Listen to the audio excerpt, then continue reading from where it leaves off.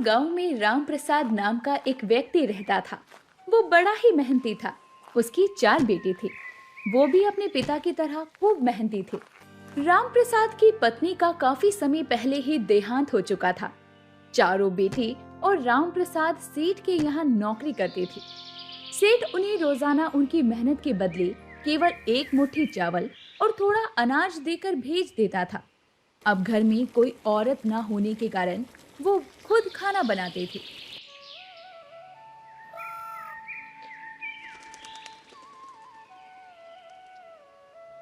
रामप्रसाद के परिवार में अच्छी खुराक वाले सदस्य थे, इसीलिए इतने कम अनाज में उनमें से किसी का पेट नहीं भरता था।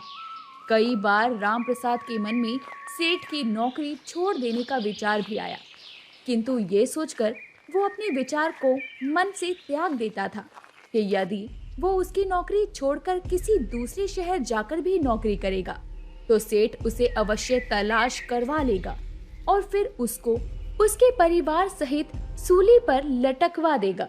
एक दिन रामप्रसाद भोजन तैयार करने के लिए चूल्हे को तैयार कर रहा था कि पड़ोस की एक बुढ़िया ने उसे आकर समझाया, ए रामप्रसाद, तुम्हारे 4 जवान बेटे हैं, फिर भी तुम खाना खुद बनाते हो।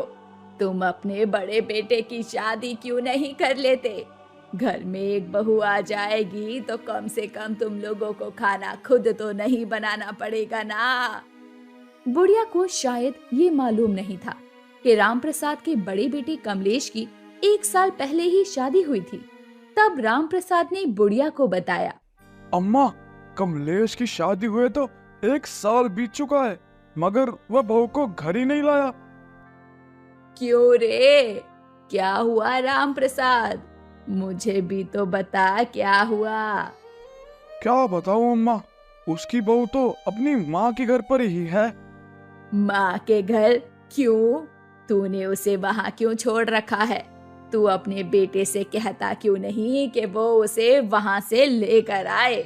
कैसे लाए अम्मा, हमारा घर है ही कितना सा, ना चारपाई है, ना कपड़े हैं, ना ही खाने को पूरा राशन होता है।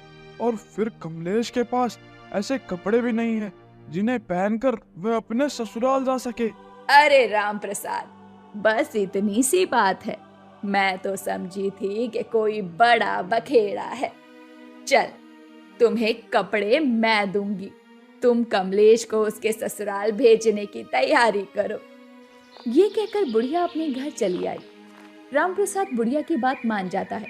उसने बुढ़िया से कपड़े लेकर अपने बेटे कमलेश को पहनाकर ससुराल जाने के लिए कहा, तो वो तैयार होकर चला गया। ससुराल में उसकी खूब आवभगत हुई और कमलेश अपनी बहू को लेकर अपने घर की तरफ चल दिया। अपने पति के घर में घुसकर बहू ने देखा तो उसे बहुत बुरा सा लगा। घर के अंदर जगह जगह चूल्हे बने हुए थे। चूल्हों पर राख बिखरी पड़ी थी। एक कोने में टूटी हुई चारपाई पड़ी थी। बर्तनों के नाम पर घर के अंदर टूटी फूटी 4-5 प्लेटें थी। कपड़ों को उठाकर देखा तो उन फटे पुराने कपड़ों पर धूल जमी पड़ी थी। अपनी ससुराल की हालत को देखकर बहू की आंखों से आंसू बहने लगे। अब वो सोचने लगी कि पिछले जन्म में उसने ऐसी कौन सी गलती की थी जिसकी सजा भगवान ने उसे इसी जन्म में दे दी। अब महेश अगले दिन से 5 पानी वाले गोलगप्पे खिलाना चालू करता है। तभी वहाँ गांव का एक आदमी आता है। महेश भैया, ये क्या 5 पानी वाले गोलगप्पे? अरे ये तो पहली बार सुना है। कुछ उल्टा सीधा तो नहीं खिला रहे हो ना भैया? कैसा मजाक कर रहे हैं आप? एक बार खाकर देखिए, तब पता चलेगा। महेश अब पहला गोलगप्पा खिलाता है। खाते ही आदमी के मुंह से चटाकेदार आवाज निकलती है और उसके बाद वो एक एक करके 5 पानी वाले गोलगप्पे खाता है। महेश भैया यार, ऐसे अलग अलग तरह के गोलगप्पे पहली बार खाए हैं और आज आपने ऐसे गोलगप्पे खिला के भाई दिल खुश कर दिया। हाँ, बता रहे हैं। अरे ग्राहकों का दिल खुश करना ही तो मेरा काम है भाई। भाई आज वो जो आपका हींग वाला पानी था ना भाई, कसम से बहुत स्वाद है, और वो पुदीने वाला भी। और यार वो क्या बोलूं भाई, सारा ही बढ़िया है। ऐसा करो 2 प्लेट खिलाओ और 2 प्लेट पैक भी कर दो। बहू, ये तुमने क्या किया? तुमने तो सब चूल्हे ही खत्म कर दिए। अब हम खाना कहाँ पर बनाएंगे? अरे तुम इसकी चिंता मत करो बापू, आज से इस घर के अंदर एक ही चूल्हे पर खाना बनेगा और हम एक साथ मिलकर खाएंगे। ठीक, अब बहू जैसी तुम्हारी मर्जी। और फिर रामप्रसाद ने थोड़ा सा अनाज जो हर रोज सेठ उन्हें देता था वो अपनी बहू के सामने रख दिया। इतने कम भोजन को देखकर बहू ने पूछा, क्या सेठ आपको इतने ही जो देता है? सेठ जो कुछ देता है वही हम ले आते हैं। सेठ की बात टालने की हिम्मत किसमें है बेटी? ससुर की बात सुनकर बहू कुछ सोचने लगी। फिर वो बोली, अरे तुम सब लोग बेवकूफ हो। सेठ के लिए तुम इतनी मेहनत करते हो और सेठ तुम्हें थोड़ा सा अनाज देकर बहका देता है। कल तुम उससे कहना कि वे इसे 3 गुना अनाज दे तो काम करेंगे। उसको जरूरत होगी तो तुम लोगों से काम कराएगा। और सुनो, डरना मत तुम सब। भाग्यवान, तुम नहीं जानती सेठ को। हमारी बात सुनकर वह हमारी जबान कटवा देगा। तुम चोरी तो नहीं कर रहे हो, तुम झूठ तो नहीं बोल रहे हो। अरे अपना हक मांग रहे हो उससे, और जो अपना हक नहीं मांग सकता वह कुछ नहीं कर सकता। तुम मेरी बात मानो, सेठ से कल तुम यही बात कहना तो सही। सेठ जी तुम्हें कुछ नहीं कहेंगे, देख लेना। तब रामप्रसाद ने बहू को हाँ बोल दिया कि वो ऐसा ही करेंगे जैसा वो कह रही है। और फिर अगले रोज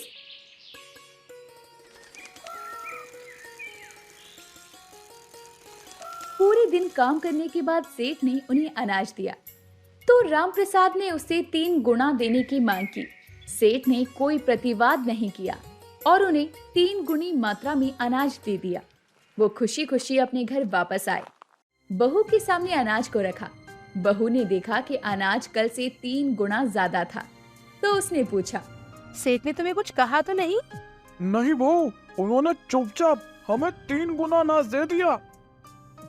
बहू ने अनाज को पीस कर उससे खाना बनाकर सबको खिलाया। खाना खाकर सबने बहू को दिल से दुआएं दी। देवरों ने भाभी की खूब प्रशंसा की। बहू होशियार थी, वो अकल से काम लेती थी। सेठ द्वारा दिए गए अनाज से वो आधा अनाज बचाकर रख देती थी। 1 हफ्ता उसने यही काम किया।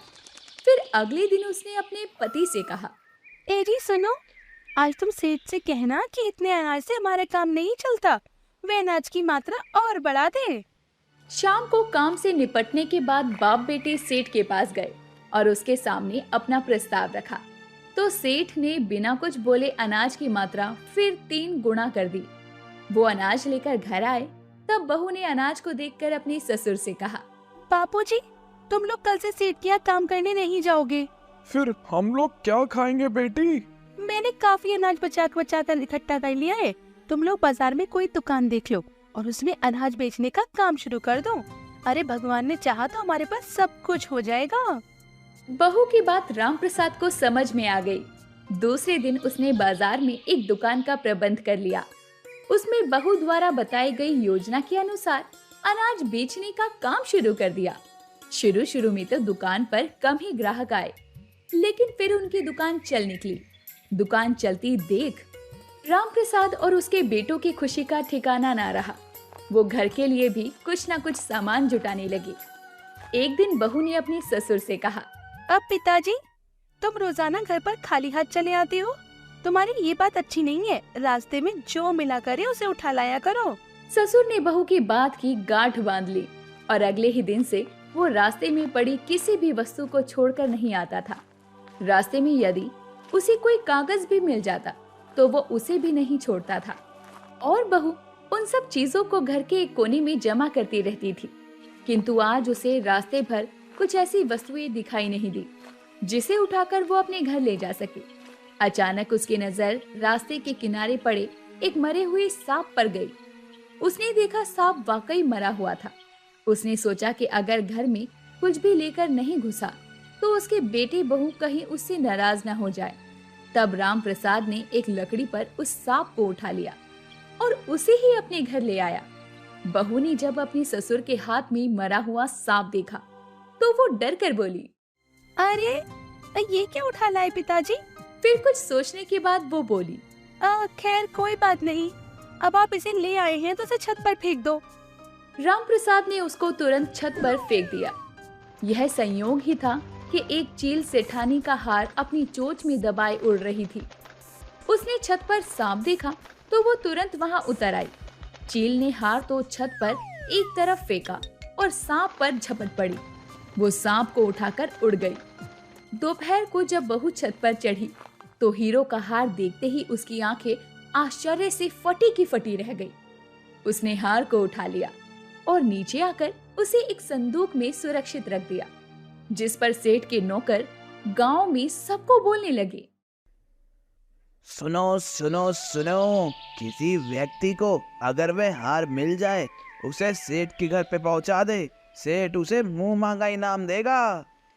जब शाम को उसके पति, ससुर और देवर सब घर में आए तो बहू ने उनसे कहा, क्या वास्तव में सेठानी का हाल छीन लेकर उड़ गई या सेठ की कोई चाल है? नहीं नहीं बहू, सेठ इतना झूठा नहीं है, हम उसे जानते हैं, वह झूठ नहीं बोल रहा है। हार वास्तव में चील ले उड़ी है और फिर सेठ को उसके ज्योतिषों ने बताया कि हार किसी की छत पर है। नहीं पिताजी, ज्योतिषी झूठ बोलते हैं। हार सेठ के घर के पीछे कूड़े के ढेर में दबा हुआ मिलेगा। तुम्हें कैसे मालूम बेटी कि हार कूड़े में मिलेगा? पिताजी, कुछ बातें ऐसी होती जिन पर बहस नहीं करने से कोई फायदा नहीं होता। अब तुम मेरी एक बात मानो, सेठ के दरबार में तुम झूठ मूठ की भविष्यवाणी करो और जैसा मैं कहती हूँ वैसी सूचना सेठ को दे दो। बहू की बात सुनकर राम प्रसाद ने कहा, क्या बोल रही है बहू तू? अगर वहाँ हार नहीं मिला तो सेठ मेरी गर्दन उड़वा देगा। नहीं नहीं, मैं नहीं जाऊंगा। पिताजी, मैं जो भी कुछ कह रही हूँ वो बिल्कुल सच कह रही हूँ। आप वैसा ही करो जैसा मैं कह रही हूँ, तुम्हें कुछ नहीं होगा। फिर राम प्रसाद ने बहू की बात मान ली और सेठ के दरबार में पहुंचा। वहां उसने निडर होकर झूठ मूठ की भविष्यवाणी करी और वही वही बातें कह दी जो उसके बेटे की बहू ने उसे समझाई थी। इधर बहू उस हार को सेठ के घर के पीछे कूड़े में डाल आई। राम प्रसाद की बात सुनकर सेठ ने अपने नौकरों को घर के पीछे कूड़े के ढेर में हार ढूंढने का आदेश दिया। हार नौकरों को मिल गया। उसे देखकर सेठ और सारे गांव के लोग राम प्रसाद की भविष्यवाणी को मान गए। वो नहीं जानते थे कि एक अनपढ़ आदमी इतना बड़ा विद्वान हो सकता है। सेठ ने उससे कहा, राम प्रसाद, हम तुम्हारे काम से बहुत खुश हैं। अब तुम हमसे जो कुछ मांगना चाहते हो मांग लो। मैं आपसे क्या मांग सकता हूँ? मैंने तो सेठ अपने कर्तव्य का पालन किया है। ऐसा कैसे हो सकता है? तुम्हें कुछ न कुछ तो अवश्य ही मांगना होगा। सरकार, मेरे बेटे तो बहुत मूर्ख है। हाँ, मेरी बहू बहुत समझदार है। मैं उससे बात करके आऊंगा, तब आपको बताऊंगा। ठीक है, जाओ, तुम इसी समय बहू से पूछ कर आओ। वो अपने घर गया और बहू से पूछने लगा। ससुर की बात सुनकर बहू बोली, ये कौन सी बड़ी बात है पिताजी? तुम सेठ से वचन मांगो कि वह धनतेरस से लेकर दिवाली तक नगर में किसी के घर में दिया न जलने दे। यहाँ तक कि उसके घर के अंदर भी अंधेरा रहना चाहिए। बेटी, मेरी समझ में तेरी उल्टी सीधी बातें नहीं आ रही हैं। मैं ऐसी बात सेठ से कैसे कह सकता हूँ? वह तो गुस्से में भरकर मुझे पागल खाने में डलवा देगा। तुम घर पर बैठकर ही सेठ के निर्णय की बात खुद क्यों सोच रहे हो? वह तुम्हें कुछ नहीं कहेगा। जाओ, जैसा मैंने कहा है तुम वैसा ही कहना।